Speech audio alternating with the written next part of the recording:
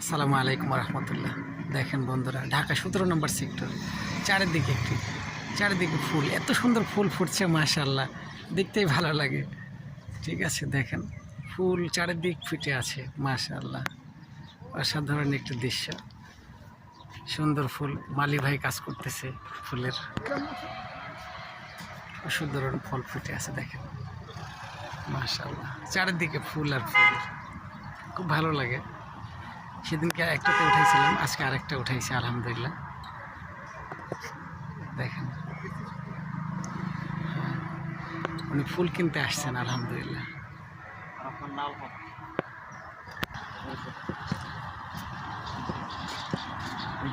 দেখেন উনি ফুল কিনবেন।